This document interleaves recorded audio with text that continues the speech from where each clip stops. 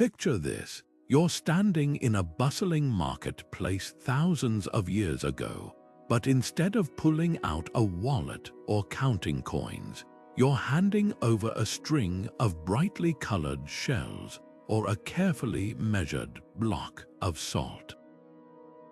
Sounds strange, doesn't it? Yet for our ancestors, these weren't just random objects, they were the lifeblood of trade, the foundation of economies, and the glue that held societies together. Long before the clink of metal coins or the rustle of paper bills, humanity's earliest currencies were as diverse as the cultures that created them, turning everyday items into powerful symbols of value and trust. What makes these ancient systems so fascinating isn't just their strangeness, it's the sheer ingenuity behind them. Think about it. How do you convince an entire civilization that a giant stone disc too heavy to move or a handful of cowrie shells is worth anything at all? These weren't just random choices, they were carefully crafted solutions to the challenges of their time. Whether it was the durability of stone, the rarity of certain shells, or the universal need for salt, each currency system tells a story about the people who used it, their priorities, their environment, and even their beliefs. And here's the wild part. Some of these systems worked so well that they lasted for centuries, outliving empires and shaping the way we think about money today. So why does this matter to us now? Because buried in these forgotten currencies are clues about what really gives something value, not just in the past, but right now. Was it scarcity, utility, or something deeper like trust or tradition? Over the next few minutes, we're going to unravel 22 of history's most mind-bending currency systems, from the bizarre to the brilliant. You'll discover how cattle became walking banks, how rye stones turned into immovable fortunes, and why a simple lump of salt could buy you a fortune in ancient Rome. This isn't just a trip through the past, it's a chance to see the foundations of our modern economy in a whole new light, ready to rethink everything you thought you knew about money. Let's begin.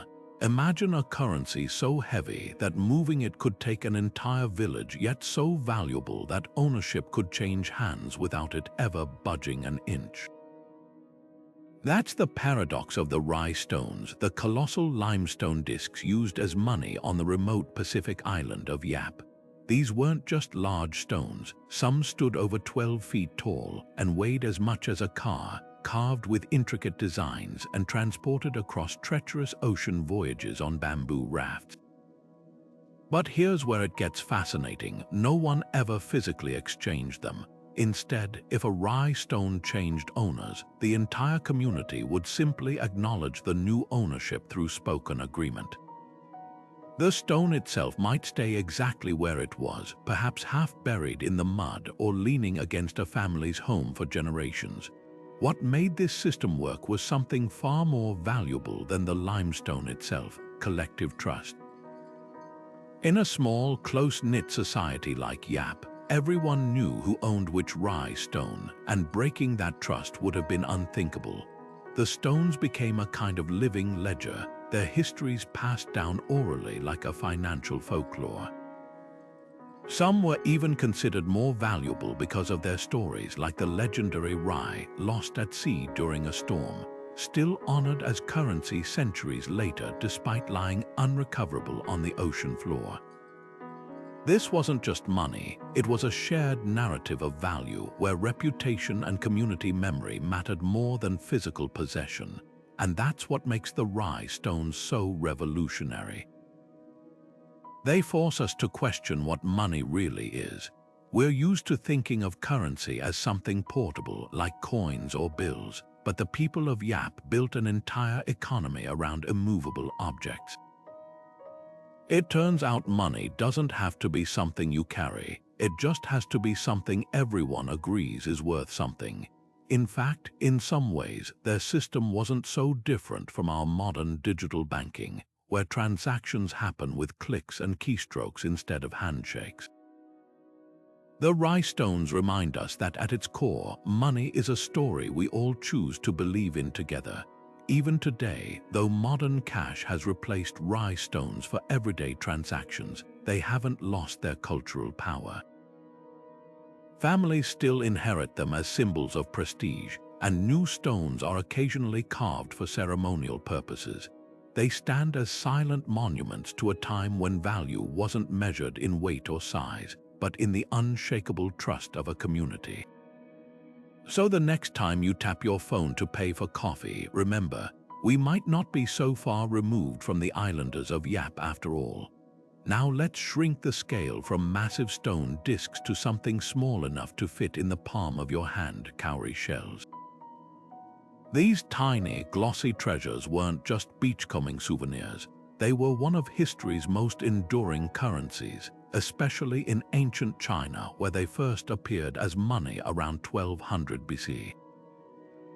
What made these shells so special? For starters, their smooth, porcelain-like surface and consistent oval shape made them easy to recognize and count. Unlike irregularly shaped barter goods, cowries were naturally uniform, a built-in quality control that made them perfect for trade. But their real genius lay in scarcity and accessibility. Found only in the warm waters of the Indian and Pacific Oceans, cowries had to travel thousands of miles to reach inland China, creating a natural limit on supply. Their journey, passed from hand to hand along trade routes, only increased their perceived value. By the time they arrived in places like the Shang dynasty, they were exotic, rare, and imbued with a sense of prestige. And because they were practically indestructible, they didn't rot, rust, or wear out, making them a reliable store of wealth for generations. Cowries didn't just stay in China. Their use exploded across continents, becoming the closest thing the ancient world had to a global currency. In Africa, they were threaded into strings to pay for everything from spices to textiles. In India, they served as small change alongside gold and silver. Even the Maldives became a powerhouse economy by harvesting and exporting them, but their most surprising legacy. They literally shaped modern money. When China finally transitioned to metal coins around 600 BC, the earliest designs mimicked cowrie shells. Some even had the same tapered shape and were cast with shell-like grooves. It's as if the ghosts of these tiny mollusks were stamped into the birth of coinage itself. What's truly remarkable is how long cowries held their value. While empires rose and fell, these shells remained a trusted currency for over 2 millennia. In some parts of West Africa, they were still used as legal tender as late as the 19th century. That's a run longer than the US dollar or the British pound. Their decline came only when colonial powers flooded markets with cheap imitation shells, a brutal lesson in how easily trust in a currency can be shattered. Yet even today, cowries carry cultural weight, used in rituals, art, and even as lucky charms. A humble shell that once built economies now reminds us that value isn't about size or material, but about the stories and systems we wrap around it. Now let's travel from the shores of the Pacific to the lush rainforests of Mesoamerica, where money grew on trees literally. For the Aztecs and Mayans, cacao beans weren't just the key ingredient for chocolate, they were the backbone of their economy. Picture a marketplace where a handful of these small, bitter beans could buy you a basket of corn, a sturdy cotton cloak, or even the labor of a porter for an entire day. Unlike the Rye Stones or cowrie shells, cacao had a unique dual purpose. It was both currency and commodity, something you could spend or savor. What made cacao beans so practical as money? For starters, their size and uniformity made them easy to count and transport, no heavy stones or fragile shells to worry about. But their real value came from scarcity and cultural significance. Cacao trees thrived only in specific tropical climates, and the process of fermenting and drying the beans was labor-intensive, ensuring a controlled supply. The Aztecs even imposed strict penalties for counterfeiting, which tells us just how serious they were about maintaining trust in their system. And yes, counterfeiters existed back then too. Some would hollow out beans and fill them with dirt or clay, a sneaky trick that proves fraud is as old as money itself. Beyond their economic role, cacao beans were woven into the fabric of Mesoamerican life. They were offered to gods in rituals, served as luxury drinks spiced with chili and vanilla, and even used as dowries in marriages. When Spanish conquistadors arrived in the 16th century, they were baffled to find beans treated with the same reverence as gold. One account describes Aztec officials meticulously counting out thousands of beans to pay tributes, a sight that would have seemed absurd to Europeans clutching their coins. But here's the twist: the Spanish eventually caught on, adopting cacao as currency in their own colonies when metal coins ran short. The legacy of cacao currency lingers in unexpected ways. Ever wonder why we call money dough or bread? It's the same idea: something essential, something nourishing, transformed into a symbol of value. The Mayans and Aztecs understood that money doesn't have to be abstract. It can be rooted in the very things that sustain us. Today, as we unwrap a chocolate bar, we're holding a distant echo of an ancient economy, one where wealth could be measured in something as simple as a bean. Salt might sit quietly in your kitchen cupboard today, but 2,000 years ago, it was the white gold that built empires. Picture a Roman legionary marching home from battle, not with a pocket full of coins, but with carefully measured blocks of salt, his hard-earned salary. Yes, the word salary comes straight from the Latin salarium, the salt ration given to Roman soldiers as payment. This wasn't just a quirky historical footnote. It reveals how something as basic as salt could become the foundation of an economic system. Across the Mediterranean in Africa, salt took on even grander proportions. Caravans of camels would trek hundreds of miles across the blistering Sahara, carrying heavy salt slabs mined from places like the legendary Taghaza salt mines. These weren't just random chunks, they were precision cut into standardized rectangular bars, some as long as a man's forearm, creating a uniform currency that could be traded for gold, ivory, or even enslaved people. The value was staggering. In some West African kingdoms, a single salt bar could equal a month's wages for a skilled laborer. Why did salt command such extraordinary worth? Simple: survival. In a world without refrigeration, salt preserved food through long winters and scorching summers. It was essential for human health, preventing dehydration and maintaining bodily functions. And here's the kicker: while gold glittered in royal treasuries, salt was the everyday luxury everyone needed but few could easily obtain. Terrain dictated its value. Coastal communities might have plentiful salt, but inland empires would pay a fortune for it. The Tuareg traders who braved the Sahara's deadly dunes became the equivalent of armored truck drivers, transporting literal tons of salt on perilous routes where a single misstep could mean disaster. The salt trade's legacy still echoes today in ways we rarely notice. Ever wonder why salted foods like ham or fish feel indulgent? That's centuries of cultural memory associating salt with wealth and abundance. Even the phrase "worth his salt" carries the weight of ancient economies. And while we now take salt for granted, its history reminds us that the most powerful currencies aren't always the shiniest. Sometimes they're the ones you can taste. The next time you sprinkle salt on your meal, remember, you're seasoning your food with the ghosts of empires. Think about the wealthiest person in your neighborhood. Now imagine their net worth wasn't measured in dollars or gold, but in cows. For societies from ancient Ireland to the plains of Africa, livestock wasn't just food on the hoof. it was the original liquid asset. A herd of cattle or flock of sheep functioned as a living, breathing bank account, growing interest in the form of milk, wool, and newborn calves. This wasn't barter, it was a sophisticated economic system where animals acted as a universal standard of value. The proof is etched into our language even today. The word pecuniary, meaning relating to money, traces back to the Latin pecus, or cattle. What made livestock such a resilient currency? Three simple factors: utility, mobility, and reproducibility.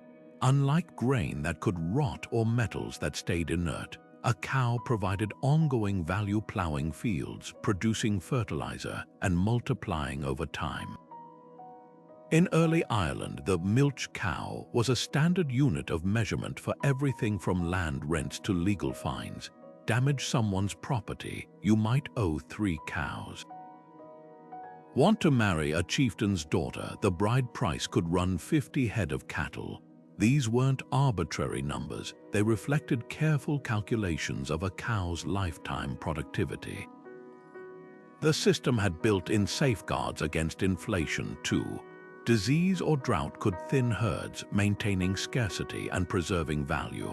And unlike coins that could be hoarded, livestock required communal knowledge. Everyone in a village knew whose cows were whose, making theft nearly impossible. Some African pastoralists took this further, creating complex credit systems where cattle could be on loan between families for years, accruing calves as interest. The Moss I still measure a man's status by the size of his herd, proving some currencies never go out of style, but livestock money wasn't without risks. A raid or disease could wipe out a fortune overnight, which may explain why the earliest insurance systems emerged among herding cultures. The biblical story of Job losing his thousands of sheep and oxen wasn't just a spiritual lesson, it was an economic horror story. Yet for all its volatility, this system endured for millennia because it mirrored life itself, cyclical, tangible, and rooted in the land. When we swipe a credit card today, we're light years removed from counting cattle, but the idea remains the same. Wealth at its core has always been about what keeps us alive. Now let's step into the scorching sun of ancient Egypt, where the pyramids weren't the only marvels of engineering. The entire economy ran on grain. Picture a laborer leaving work after a day of hauling limestone blocks, not with a pocketful of coins, but with a handful of bread and a jug of beer. This wasn't just a meal, it was his paycheck. In a land where the Nile's floods dictated life itself, grain became the ultimate measure of wealth, transforming storage silos into the equivalent of ancient banks.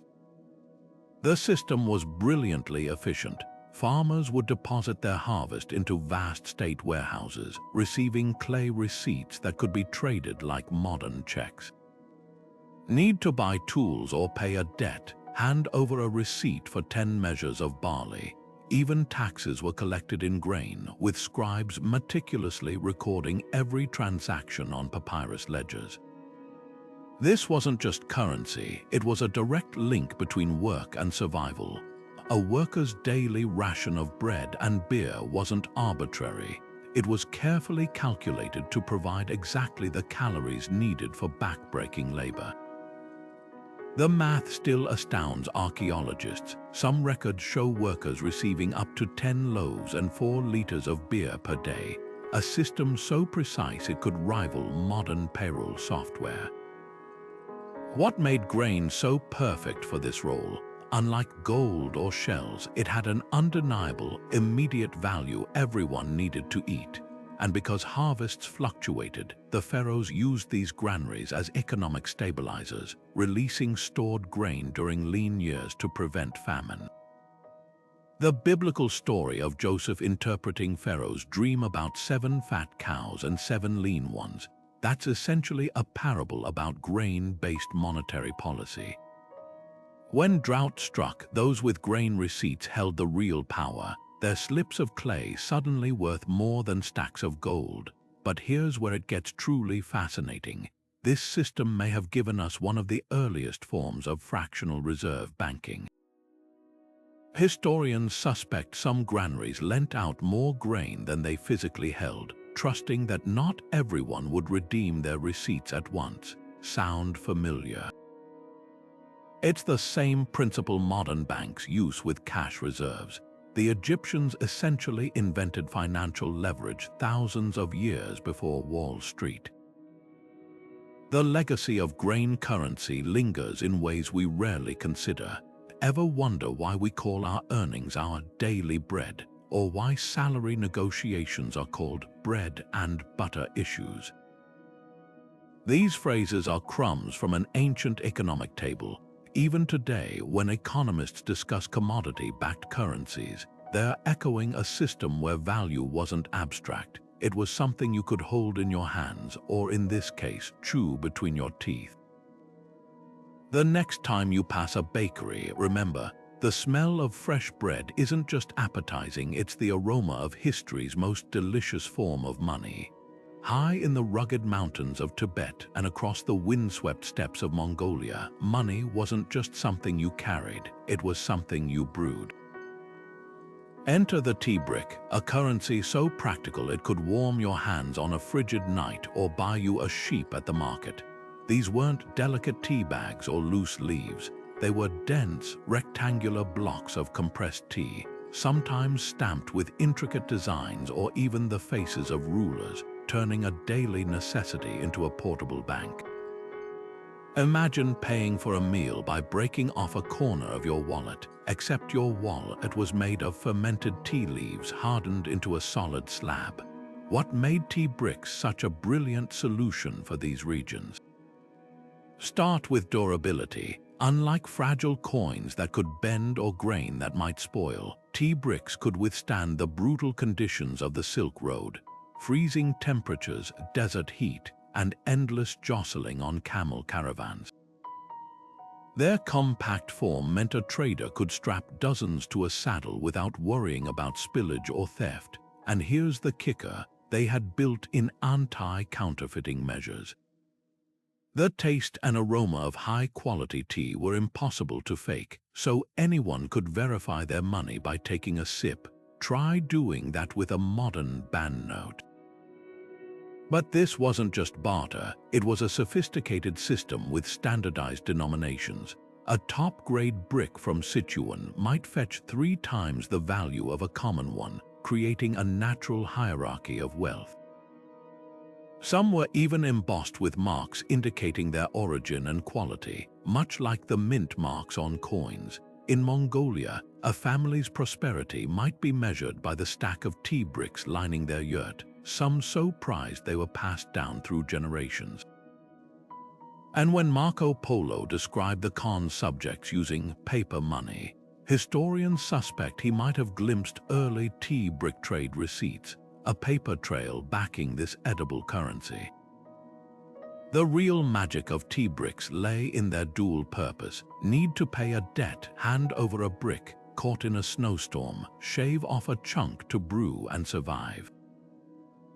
This wasn't just money, it was a lifeline. Tibetan monks traded them for sacred texts, Siberian hunters exchanged them for furs, and Chinese armies sometimes paid soldiers in tea, a wartime salary that doubled as emergency rations. Even today, you'll find echoes of this system in rural Mongolia, where tea bricks remain a traditional gift symbolizing hospitality and trust. So why did this system fade? The same reason most commodity currencies do: convenience. As metal coins and paper money spread, carrying heavy tea bricks lost its appeal. But their legacy lingers in our language. Ever heard someone say something's not my cup of tea? That phrase might trace back to ancient market haggling over the worth of different brews.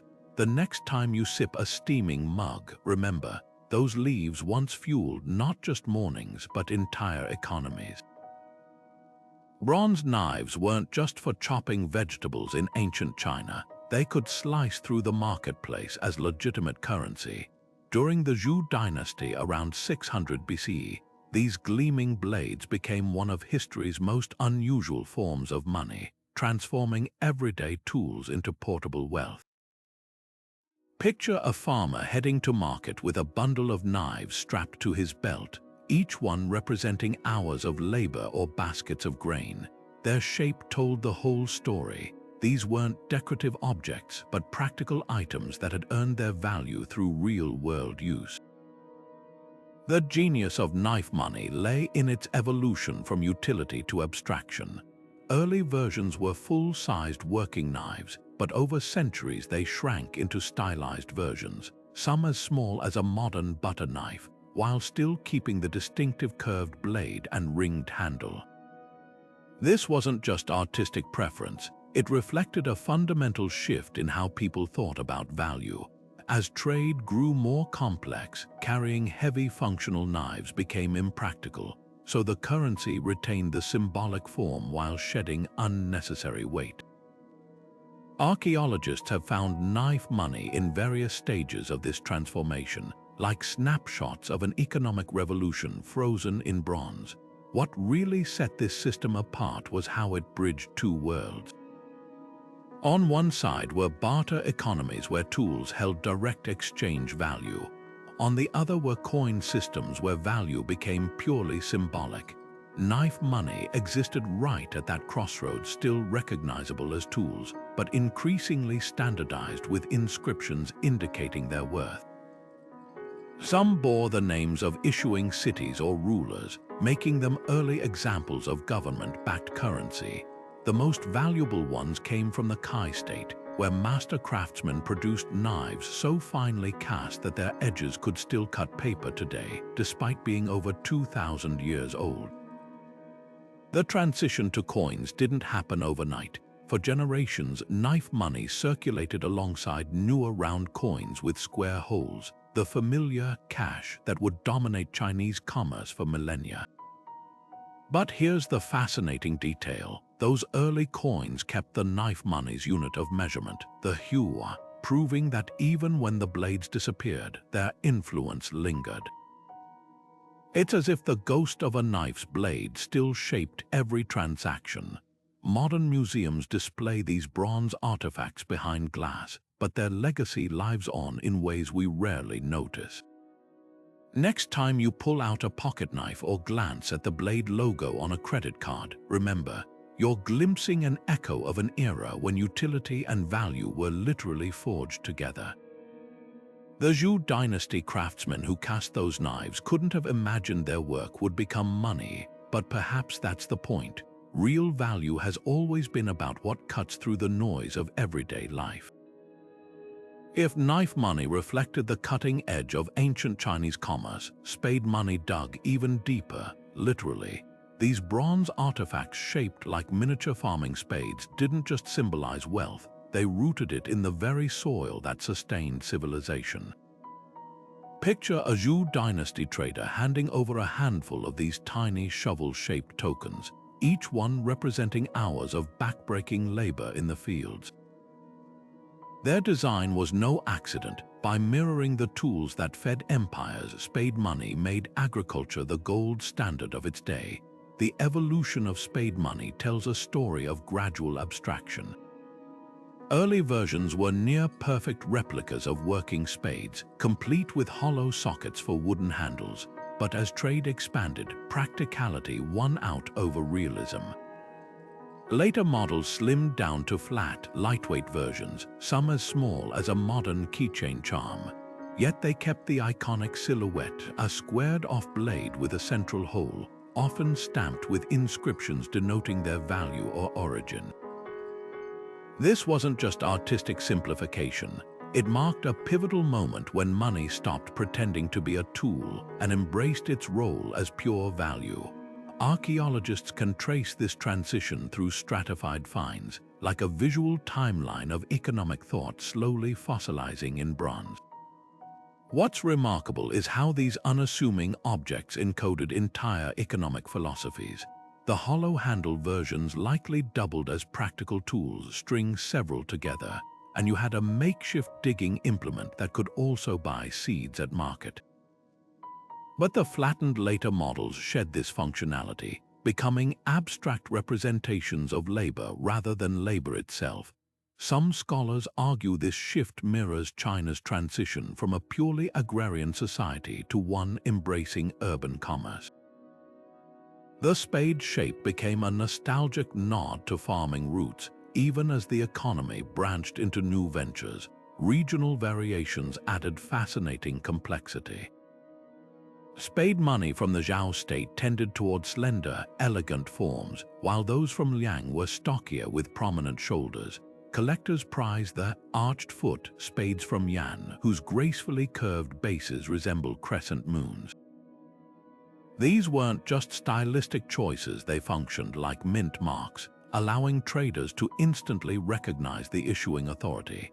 Some even bore weight inscriptions, creating an early system of denominational currency. A 12-zhu spade might buy a bushel of millet, while a 1-jin version could purchase an ox, proving that standardization existed long before modern banking. The afterlife of spade money is just as intriguing. When round coins with square holes eventually dominated, they didn't erase the spade's influence. Early coins kept the same weight standards, and the central hole may have evolved from the spade's handle socket. Even today, the character for money in Mandarin Chinese letter contains the radical for metal alongside one that originally depicted a spade. It's as if every yuan in your pocket still carries the ghost of a Bronze Age shovel.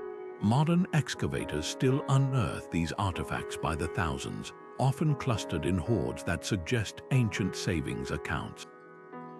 One cache discovered in Henan contained over 2,000 spades stacked like poker chips, somebody's life savings frozen in time.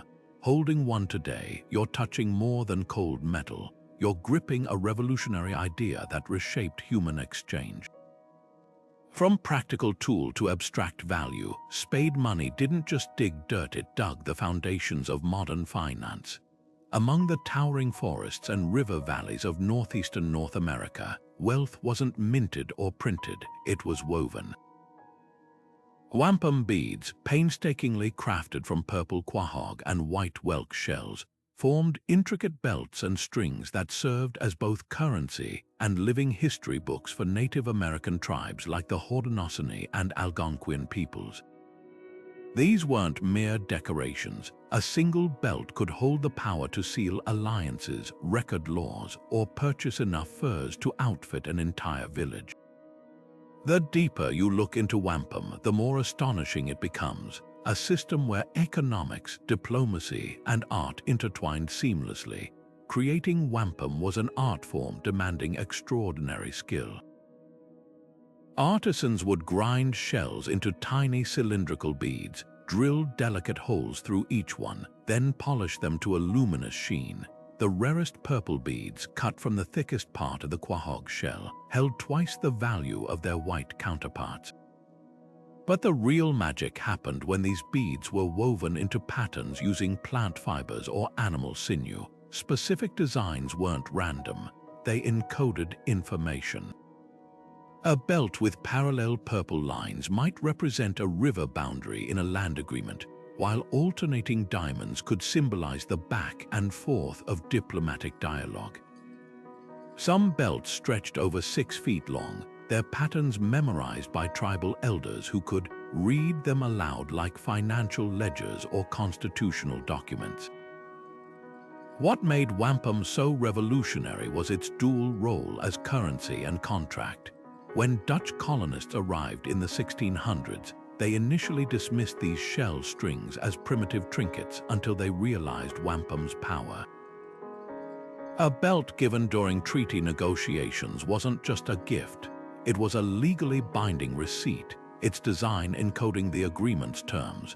The famous two-row wampum treaty between the Haudenosaunee and Dutch, with its parallel purple lines representing separate but equal paths, still guides indigenous settler relations today. Meanwhile, smaller strings functioned as pocket change, with standardized lengths guaranteeing value. A fathom, about 6 feet of white beads, might buy a beaver pelt, while purple strands commanded premium prices. The system's sophistication put European coinage to shame in some ways. Wampum couldn't be counterfeited without master craftsmanship, and its value derived from labor rather than arbitrary decree. Shells fished from Long Island Sound required weeks of work to transform into beads, creating a natural limit on inflation. Unlike gold sitting idle in vaults, wampum belts actively participated in community life, displayed at gatherings, consulted during disputes, and occasionally retired with solemn ceremony when their purpose was fulfilled. Even broken beads found second lives as jewelry or game pieces, ensuring nothing was wasted. European settlers eventually corrupted the system, mass-producing cheap wampum to exploit indigenous trade networks, an early lesson in colonial economic warfare. But the deeper principles survived. Today, wampum belts still emerge during tribal gatherings, their patterns speaking across centuries.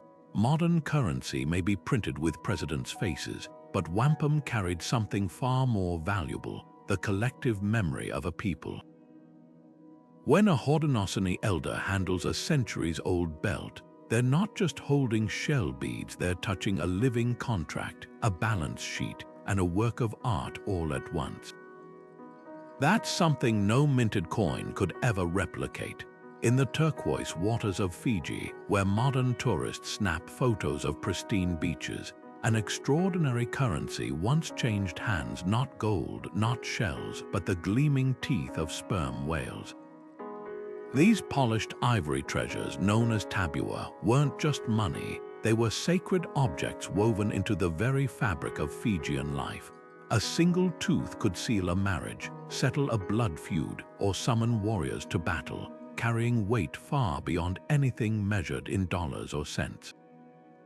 What made them so powerful wasn't just their scarcity, but the stories they carried. Each tabua was a tangible piece of history, passed down through generations like a living heirloom. The journey from raw tooth to ceremonial currency was a ritual in itself. Whales rarely stranded on Fijian shores, so most teeth arrived through daring oceanic trade networks, often from Tonga or Samoa. Craftsmen would spend weeks painstakingly polishing them to a buttery smoothness, then drill holes to string coconut fiber cords, transforming them into wearable wealth.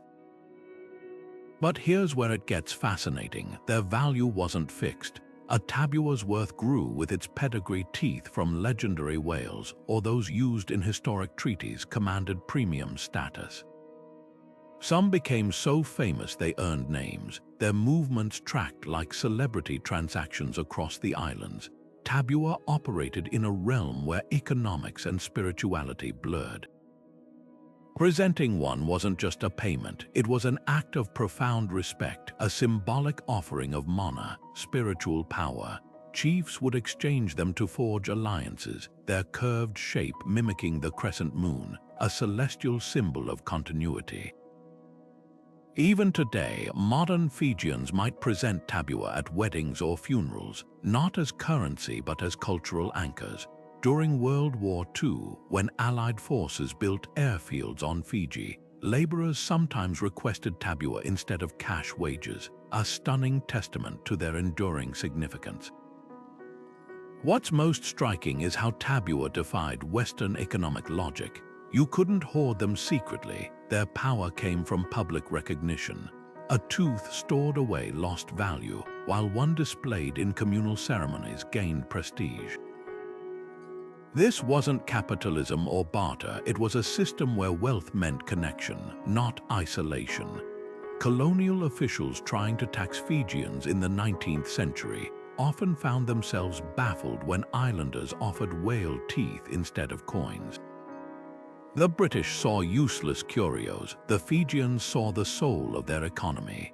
The legacy of tabua challenges our narrow definitions of money. In a world obsessed with digital transactions and stock tickers, these whale teeth remind us that the strongest currencies aren't always the most fungible. Sometimes they're the ones that bind people together.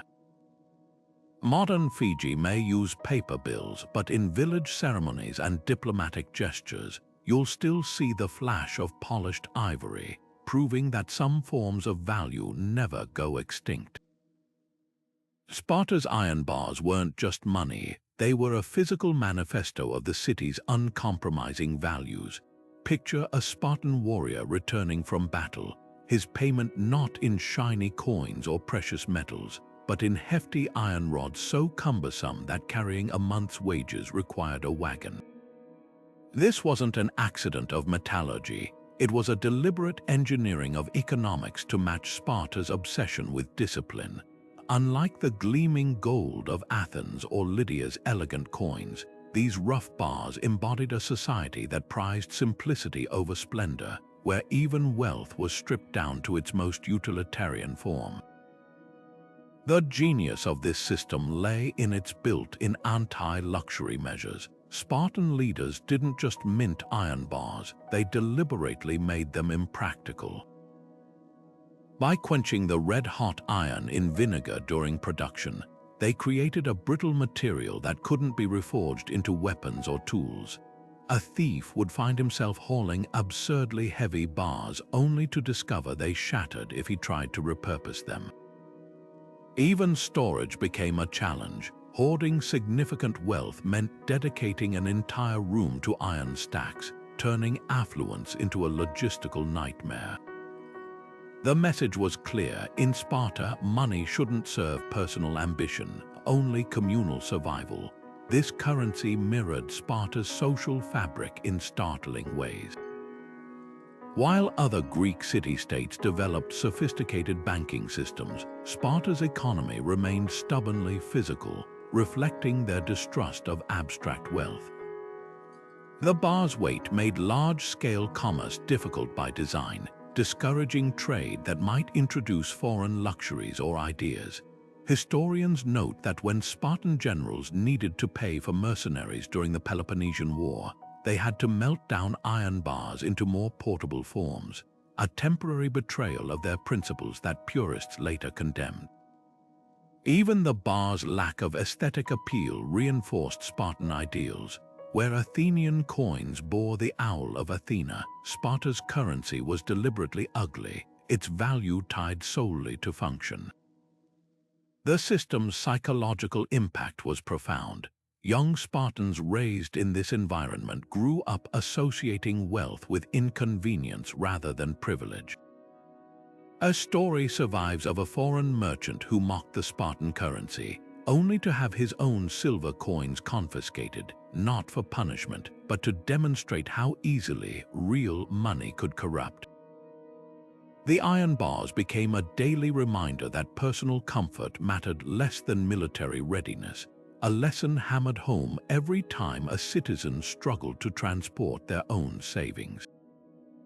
Modern economists might call this a failed experiment after all. Sparta eventually abandoned the system, but its legacy lingers in unexpected places.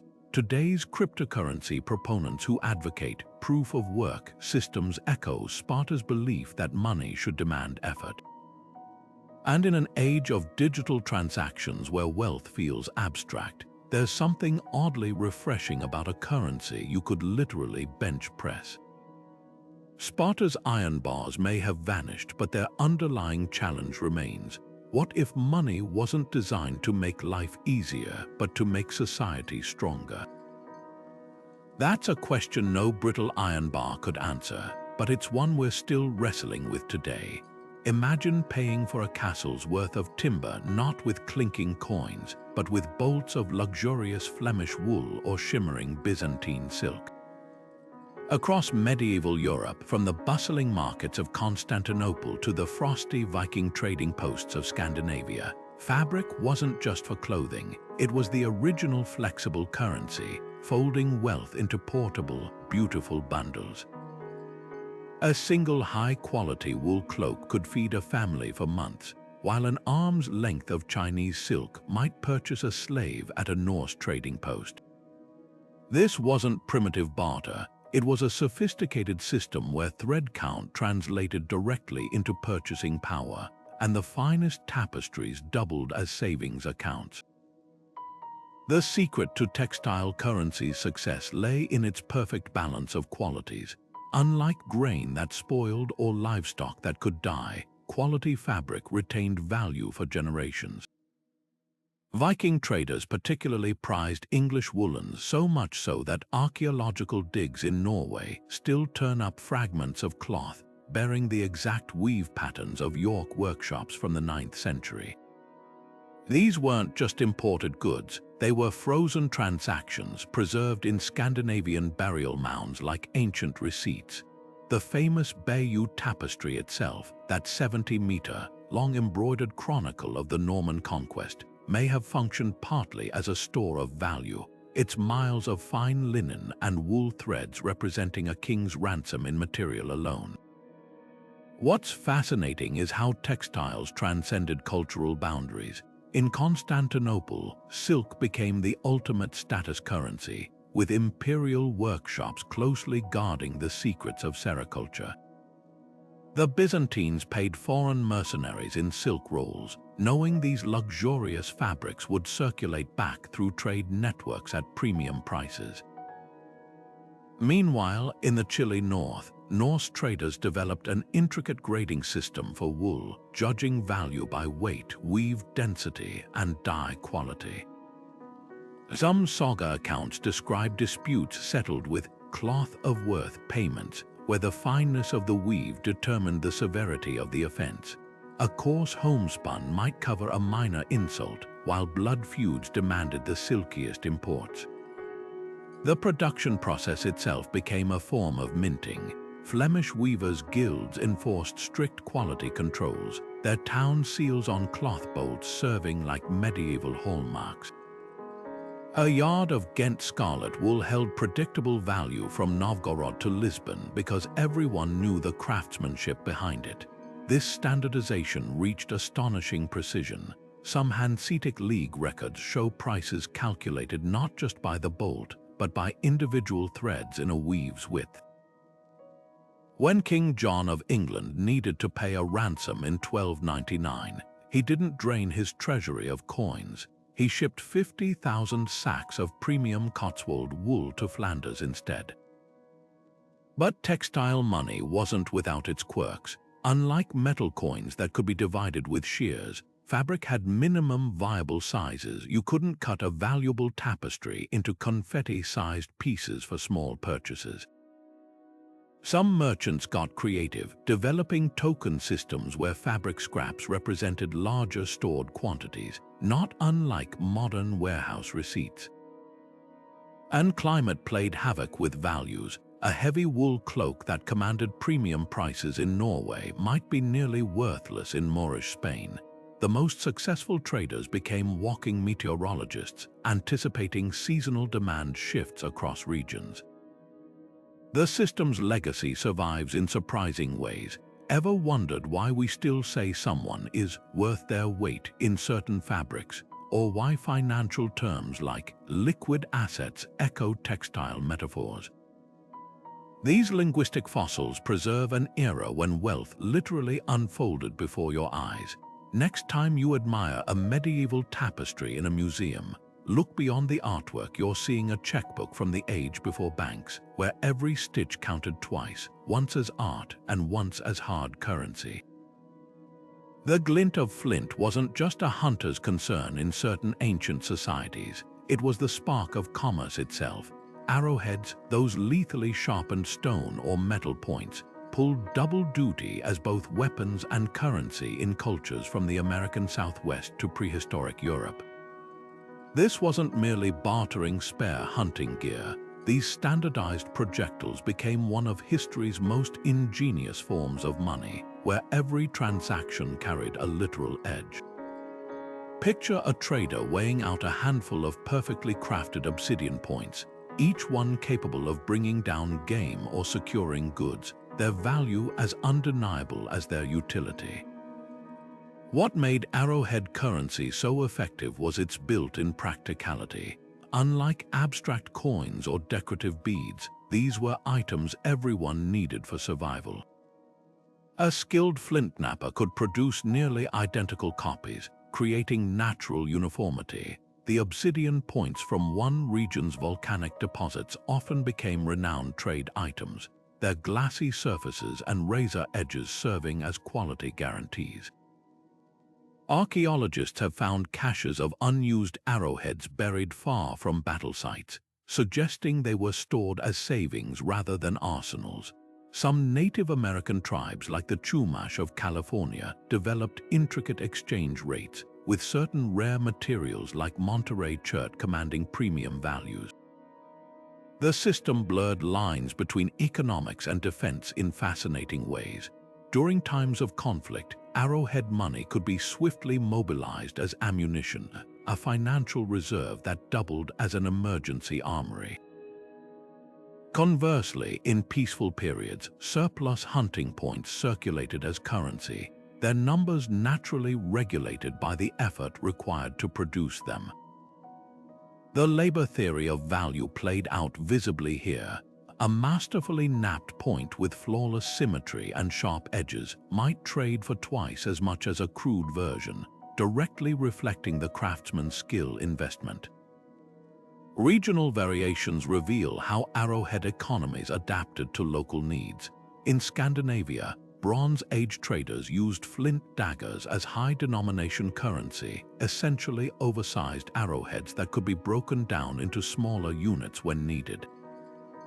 The Hopewell culture of North America created ceremonial points from exotic materials like Ohio pipestone, their value enhanced by the distance traveled.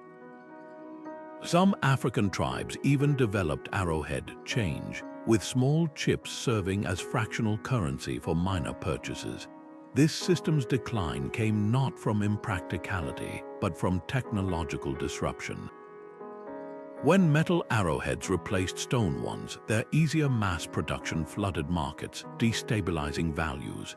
Yet the legacy lingers in our language. Phrases like sharp dealing or cutting a profit might unknowingly echo this ancient intersection of commerce and weaponry. Next time you see an arrowhead in a museum case, look beyond the artifact. You're staring at humanity's first attempt to make every penny count literally. In the Emerald Islands of the Pacific, where the ocean breeze carries the scent of salt and frangipani, wealth wasn't measured in weight or shine. It was counted in the fiery glow of 1,000 tiny feathers. The Santa Cruz people of the Solomon Islands perfected one of history's most visually stunning currencies, Tevau, or feather money. These weren't loose plumes tossed into a pouch, but elaborate masterpieces, coils of fiber, painstakingly wrapped with the iridescent red feathers of the cardinal Hunaita bird, each piece taking months to create. A single completed coil, stretching up to 30 feet when unwound, could purchase a canoe, settle a tribal dispute, or even serve as a bride price, its value as vibrant as its crimson hue. What made these feather coils so extraordinary was the alchemy of scarcity and skill behind them. Catching enough Hunaitas to create one Tevau required stealth and patience. Hunters would chew ginger root to mask their scent, then use sticky sap to trap the birds without damaging their precious plumage. Each tiny feather, no larger than a fingernail, had to be individually tied onto plant fiber cords using a technique so precise that only a handful of artisans mastered it. The process was so labor-intensive that completing a single coil became a communal project, with villages pooling resources like a living, breathing mint. And unlike metal coins that could be melted and recast, Tevau couldn't be counterfeited. The knowledge barrier alone protected its value. This currency's fragility was its genius. While gold bars could sit untouched for centuries, feather money demanded care. Stored in special bamboo tubes to protect against insects and humidity, Tevau required active stewardship.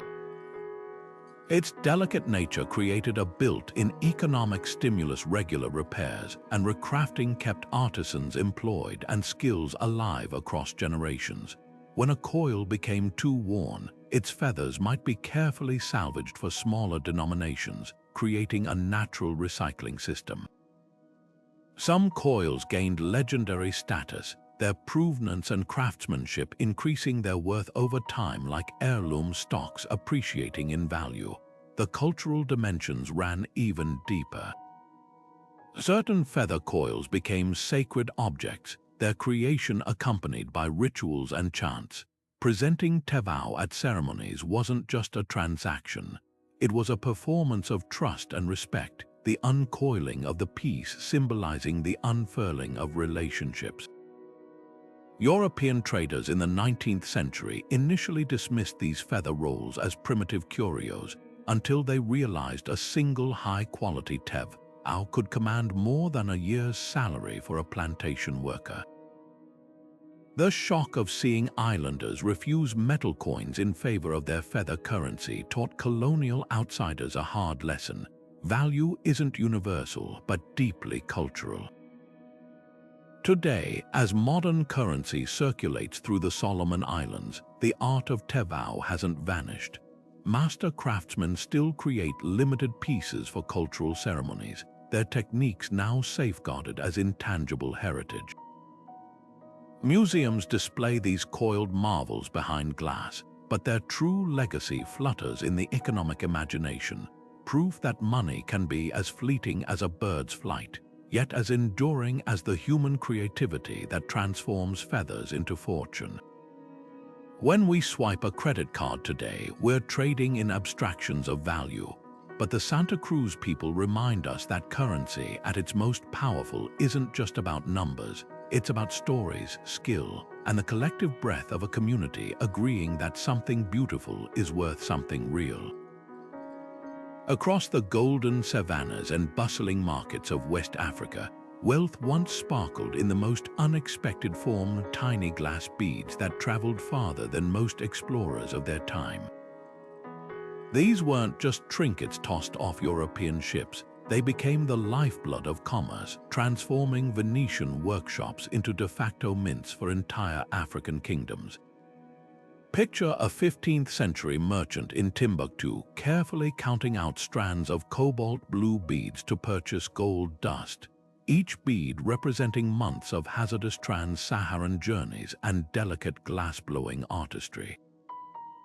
What made these fragile imports so valuable wasn't just their beauty, but their improbable journey, a global supply chain avant la lettre that connected Mediterranean artisans to Malian emperors. The bead trade operated on razor-thin margins of perception and scarcity. Venetian craftsmen, masters of glassmaking since Roman times, produced specific colors and patterns exclusively for African markets: cobalt for the Yoruba, millefeuille for the Ashanti, chevron beads for royal courts along the Niger River. Certain shades became so coveted that recipes were closely guarded.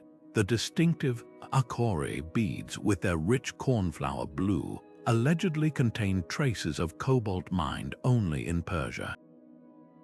When Portuguese caravels began bypassing Saharan middlemen in the late 1400s, they didn't just trade beads, they weaponized them, flooding markets to destabilize local currencies.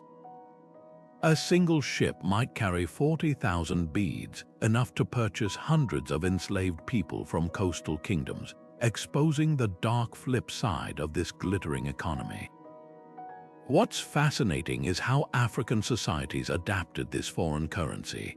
Among the Cuba people, bead values were codified into intricate systems. A belt of white heart beads might buy a goat, while a necklace of rare red powder beads could ransom a chief. The Bamalk of Cameroon developed bead denominations, with larger, more elaborate pieces serving as high-value notes for land purchases or dowries. Some kingdoms treated certain beads like modern central banks treat gold reserves, stockpiling specific types to control circulation. Archaeologists have found evidence of bead inflation in Great Zimbabwe's ruins, where later layers contain more common varieties as rare types were hoarded away. The beads' cultural significance went far beyond economics. They became woven into divination systems, with certain colors believed to channel spiritual forces. A single heirloom bead handed down through generations might validate a family's claim to land or political office. When Dutch traders tried introducing cheaper imitations in the 1600s, they were shocked to find their cargo-rejected African traders could spot subtle differences in glass density and color saturation that Europeans missed. This wasn't just commerce, it was a centuries-long masterclass in quality discernment. The system's collapse came from the same global forces that created it. As Industrial Revolution factories mass-produced beads by the millions in 19th century Bohemia, the market flooded beyond recovery. What once took a master glassblower days to create could now be stamped out in minutes. Yet the legacy lingers. Modern Ghanaian Kent cloth still incorporates bead-inspired patterns, and ceremonial regalia across the continent preserves this history in vibrant color. Those tiny glass spheres teach us something profound about currency. Real value isn't in the object itself, but in the shared belief that spans oceans and generations. When a Maasai elder today wears a collar of century-old Venetian beads, he's not just displaying wealth. He's wearing the ghost of an entire economic system that once made the world smaller and more connected. Along the wind-swept shores of the Baltic Sea, where icy waves polish the coastline, nature created its own version of gold, amber. This golden fossilized resin, hardened over millions of years, became the lifeblood of trade routes stretching from Scandinavia to the Mediterranean. Unlike cold metal coins or cumbersome livestock, amber carried something magical within its sunlit depths. Tiny prehistoric insects swirling plant matter, even the occasional feather frozen in time. Each piece wasn't just currency, it was a miniature museum of Earth's ancient past, making it irresistibly valuable to everyone from Viking traders to Egyptian pharaohs. The economics of amber were shaped by geography and geology. Only a handful of places, particularly the Baltic coast, produced this gold of the north in significant quantities. Storm surges would tear chunks of amber from submerged deposits, washing them ashore where collectors could harvest them like maritime farmers. But here's the twist: not all amber was equal. The clearest, most flawless pieces, especially those containing rare inclusions, commanded astronomical prices. A single walnut-sized piece with a perfectly preserved spider might buy a herd of sheep, while cloudy fragments served as small change. This natural grading system meant every transaction involved careful inspection, turning amber assessment into a specialized trade skill. What's astonishing is how far this organic currency traveled. Archaeologists have found Baltic amber in King Tutankhamun's tomb, over 2,000 miles from its source. The ancient amber road trade routes functioned like prehistoric highways, with amber moving south to be exchanged for Mediterranean coral, African ivory, and Middle Eastern spices. The Romans were particularly obsessed. Pliny the Elder wrote entire chapters about amber's mystical properties, and Emperor Nero supposedly sent a knight on a year-long expedition just to procure a single amber statue. At its peak, the amber trade became so lucrative that coastal tribes like the Prussians built entire defensive systems to protect their stretch of gold-bearing coastline.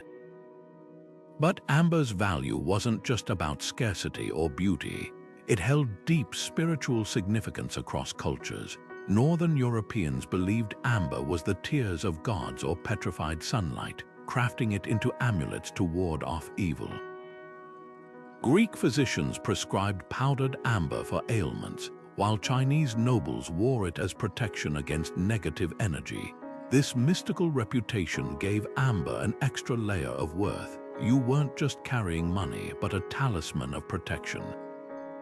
When Christianity spread through Europe, amber found new purpose as rosary beads, blending economic and spiritual value seamlessly. The system's downfall came from its own success. As demand skyrocketed in the medieval period, clever forgers began boiling younger resins with insects to create fake, ancient amber.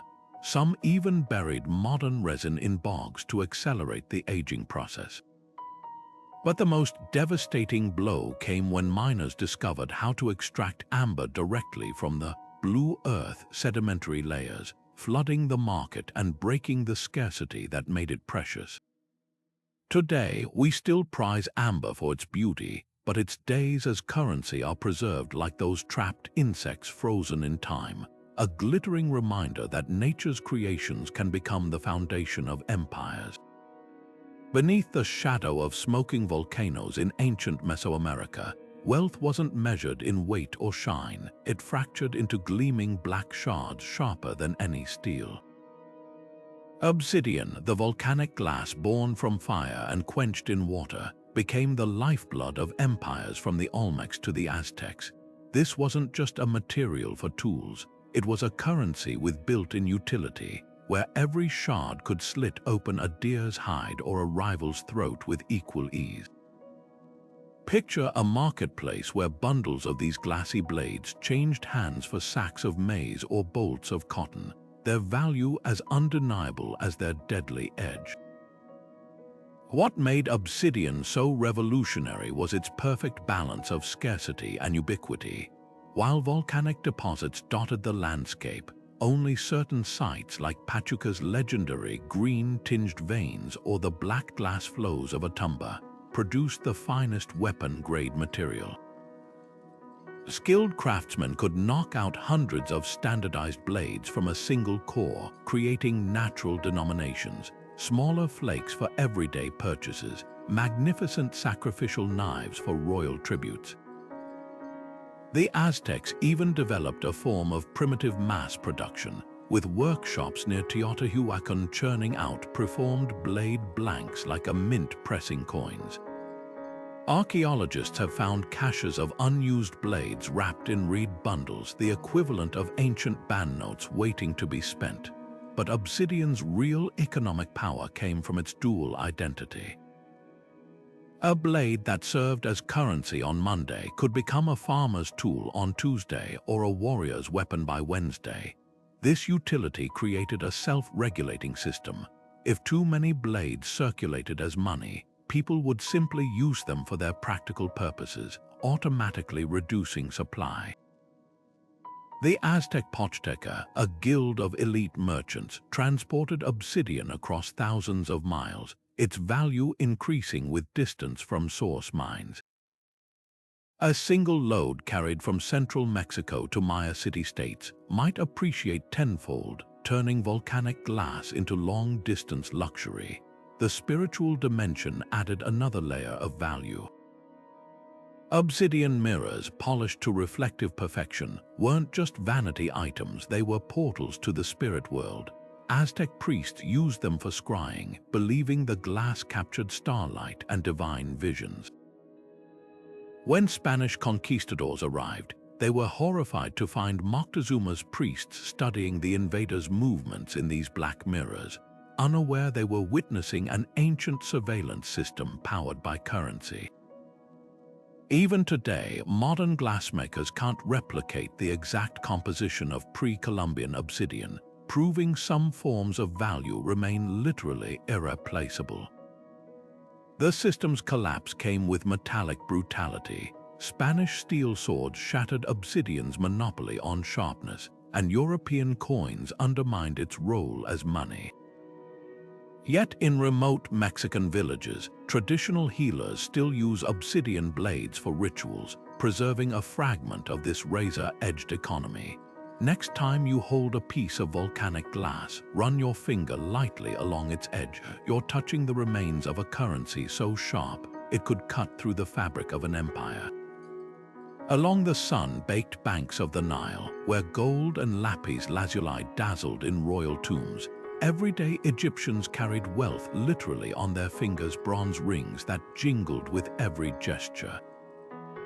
These weren't mere decorations, they were a brilliant fusion of fashion and finance, turning personal adornment into a walking wallet.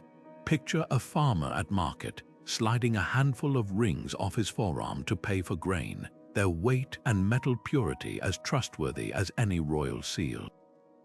The genius of ring money lay in its simplicity, wearable, divisible, and impossible to ignore when payment came due. Unlike bulkier currencies that required sacks or carts, ring money traveled effortlessly.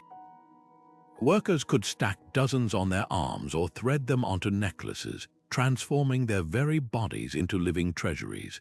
The system thrived on practicality. A merchant could assess value at a glance by counting rings, while the bronze itself, an alloy of copper and tin, held intrinsic worth for tool-making and weaponry. Some rings bore standardized weights, creating natural denominations. A thick, heavy ring might equal 10 thinner ones, much like modern bills of different values. Archaeologists have unearthed caches where rings cluster in groups of 5 or 10, suggesting an early decimal system encoded in wearable wealth. But ring money's real innovation was its psychological impact. Unlike faceless coins or impersonal bars, these rings carried intimate histories smoothed by years of wear, perhaps engraved with protective symbols or family marks. Losing one wasn't just a financial hit, it felt personal, like misplacing a wedding band today. This emotional connection encouraged careful handling, reducing loss and theft. The rings also blurred the line between savings and spending. A stack on one's arm wasn't idle hoarding. It was a visible display of prosperity that could be instantly converted into goods. In a society where status mattered deeply, wearing your net worth became both an economic strategy and a social flex. The system's durability surprised even its users.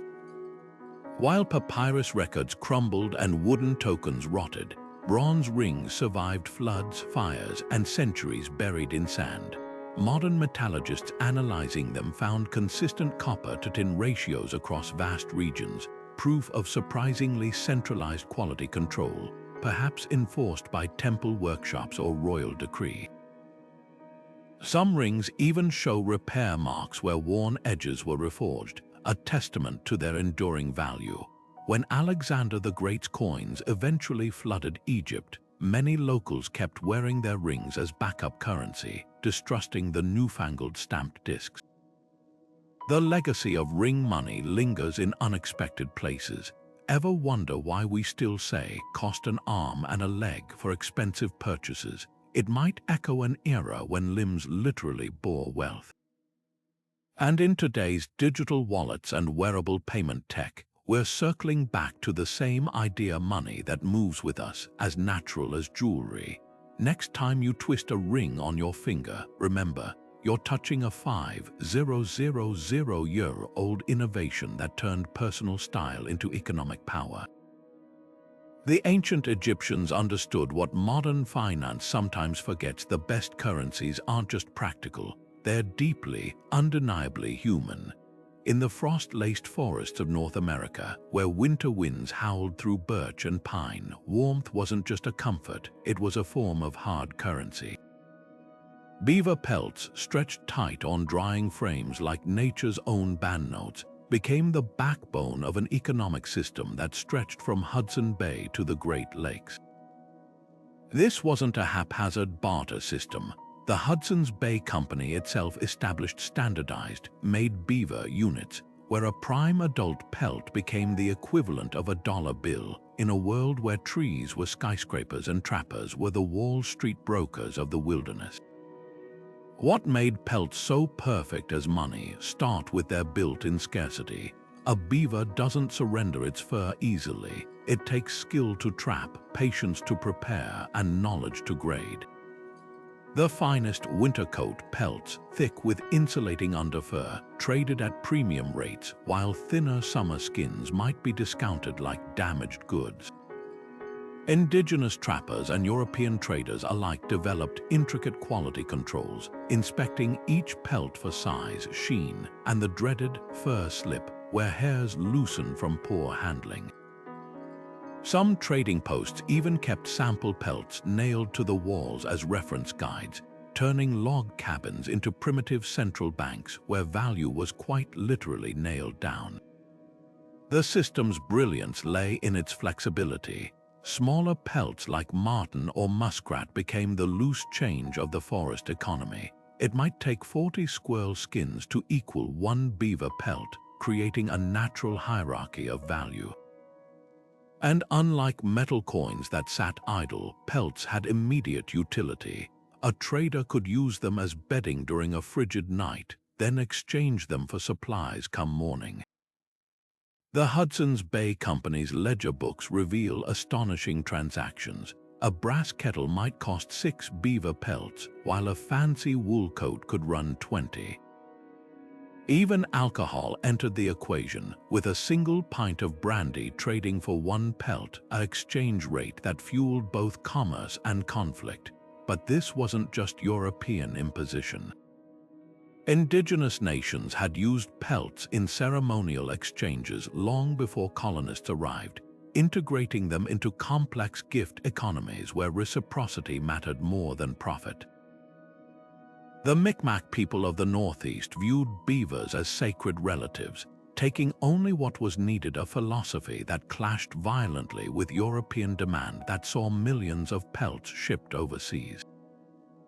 By the mid-1800s, the relentless hunt had pushed beavers to near extinction in many regions, exposing the dark side of any commodity-backed currency. When the commodity vanishes, so does the economy. The legacy of pelt money lingers in unexpected places. Modern financial terms like liquid assets or floating currencies unconsciously echo an era when value literally floated down rivers on trappers' rafts. And in remote northern communities, the tradition survives obliquely. Trappers might still trade furs at annual auctions, though now for dollars rather than kettles. When you zip up a winter coat today, you're wearing the ghost of a system that once warmed entire economies. The pelts may be gone from our wallets, but they remind us that money, at its core, has always been about translating nature's bounty into human trust.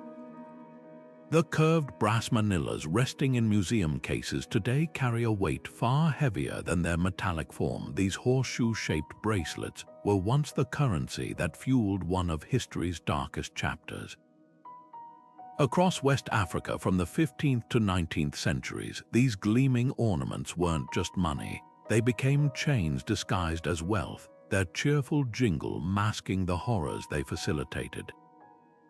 Portuguese traders first introduced manillas as a convenient trade currency, their open-ended design allowing easy stacking and transport. But what began as simple exchange tokens soon warped into something far more sinister, transforming human lives into transactions measured in polished brass loops. What made manillas so effective as currency also made them devastatingly efficient for human trafficking. Their standardized sizes and weights created clear denominations: small, popo manillas for everyday market purchases, heavier, akpoho versions worth 20 times more. European traders exploited this system ruthlessly, calculating exact exchange rates where a healthy adult might be priced at 8 large manillas along the Niger Delta, while children traded for 3 or 4. The bracelet's durability became part of the cruelty. Unlike paper records that might fade, these brass hoops preserved the evidence of their own terrible arithmetic for centuries. Archaeologists still uncover them near former slave ports, their green corrosion holding silent testimony. The cultural betrayal cut deepest. Before European contact, similar bracelets had been prestige items among the Igbo and Edo peoples, symbols of status and beauty worn during ceremonies. Colonial traders perverted this tradition, flooding markets with millions of mass-produced imitations to devalue local economies. A heartbreaking account from 18th century Benin describes elders watching helplessly as young people became obsessed with accumulating manillas, abandoning traditional values for hollow brass wealth that ultimately purchased their neighbors' freedom. The very shape of the bracelets took on grim symbolism. Some historians suggest their open ends mirrored the unfinished journeys of those shipped across oceans in chains. Yet even in this darkness, resilience flickered. Some African metalworkers began counterfeiting manillas, subtly altering their designs to undermine Portuguese control. Others melted them down to create art and tools, reclaiming the metal's purpose. The famous bronze plaques of Benin, some scholars argue, may contain the molten remains of this tainted currency transformed into cultural masterpieces. When Britain finally banned Manila imports in 1848 under pressure from abolitionists, the currency didn't vanish overnight. It left scars on economic systems that took generations to heal. Today, these bracelets sit at the crossroads of memory and reconciliation. Some West African families still preserve them as heirlooms, not of pride, but of remembrance. Contemporary artists incorporate Manila shapes into sculptures about reparations, their curves now representing broken cycles rather than closed deals. Holding one today, you're touching more than tarnished metal. You're gripping a lesson about how easily money can twist from tool to weapon when humanity loses sight of what truly holds value. The Manila's legacy warns us that any currency, no matter how shiny, carries the fingerprints of those who wielded it for better or for infinitely worse. Long before skyscrapers housed glass-walled banks, the world's first financial institutions rose from the sun-baked mud of Mesopotamia, not with vaults of gold, but with granaries overflowing with barley and wheat. These temple storerooms, guarded by priests and scribes rather than armed sentries, became the unlikely birthplace of modern finance. Picture a farmer in ancient Sumer, his harvest safely deposited in the community granary, clutching a small clay tablet inscribed with cuneiform markings. That humble receipt wasn't just proof of storage. It was a financial instrument as revolutionary as any digital transaction today, one that could be traded, borrowed against, or even collect interest over time. The system operated with astonishing sophistication. Temples didn't just store surplus grain, they actively managed it like proto-hedge funds. Farmers borrowing seed for planting would repay with interest after harvest, sometimes as much as 1/3 extra. These loans weren't arbitrary. They followed precise calculations based on seasonal yields and storage losses, recorded on clay tablets with the same meticulous detail as modern bank ledgers. Archaeologists have uncovered tablets showing multi-year loan agreements complete with witness signatures, proving contractual finance existed millennia before Wall Street. Some receipts even specify grain quality grades, creating an early commodities market where prime barley traded at premium rates. What's truly groundbreaking is how these grain receipts evolved into abstract financial tools. A merchant traveling from Ur to Babylon might carry not sacks of grain, but a clay tablet entitling him to withdraw an equivalent amount from a sister temple along his route, an ancient letter of credit. Over time, these records became transferable, circulating as a form of currency detached from the physical grain itself. The famous Code of Hammurabi, etched in stone around 1750 BC, included laws regulating grain loans and interest rates, showing just how formalized this system had become. One clause even mandated debt forgiveness during famines, revealing an early understanding of economic crisis management. The psychological shift here was monumental. For the first time, value wasn't tied solely to tangible goods. It existed in the collective trust of written promises. A cracked tablet found in the ruins of Nippur tells a poignant story. It records a widow's plea to temple officials, protesting that her late husband's grain credits weren't being honored. That scrap of baked clay captures humanity's eternal financial struggle, the fight to make abstract value systems hold firm against human frailty. Mesopotamia's grain banks left fingerprints on modern finance we still encounter daily. The word salary may come from Roman salt payments, but the concept of earned compensation traces back to those temple rations.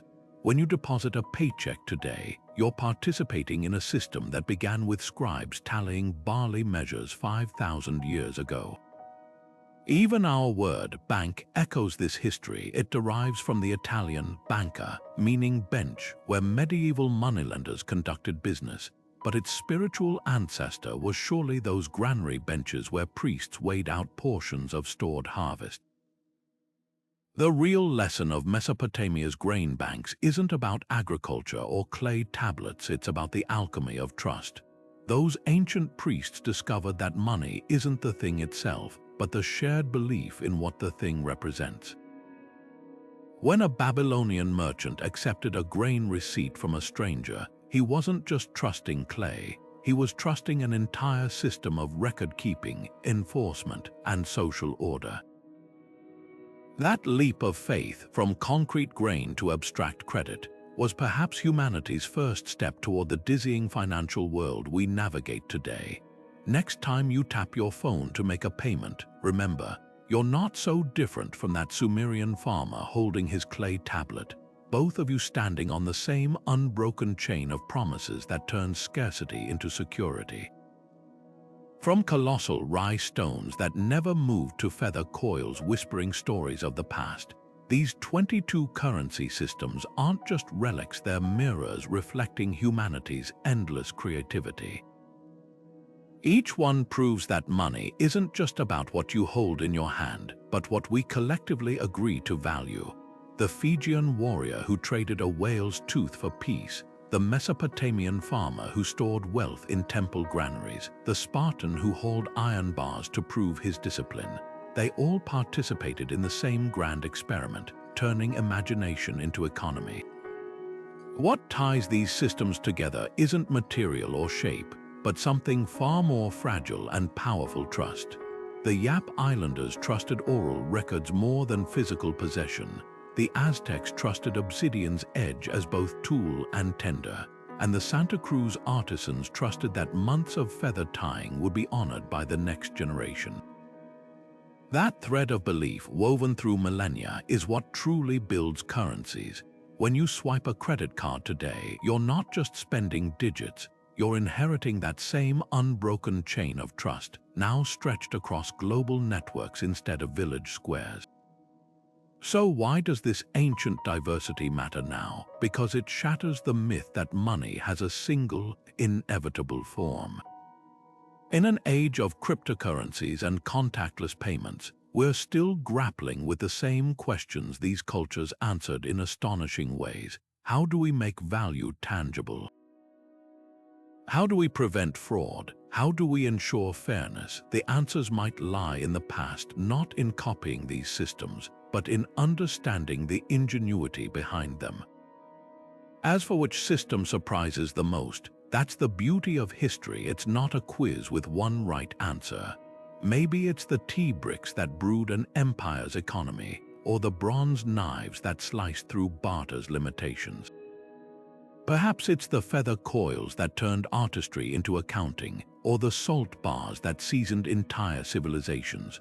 Whatever resonates with you, share it below. We're all just fellow travelers in this vast marketplace of ideas. Hit subscribe to keep unraveling history's puzzles together. And remember, every dollar, coin, or crypto token in your pocket carries the ghost of a rye stone, a cacao bean, or a spade-shaped bronze relic. The past isn't dead currency, it's the living foundation of everything we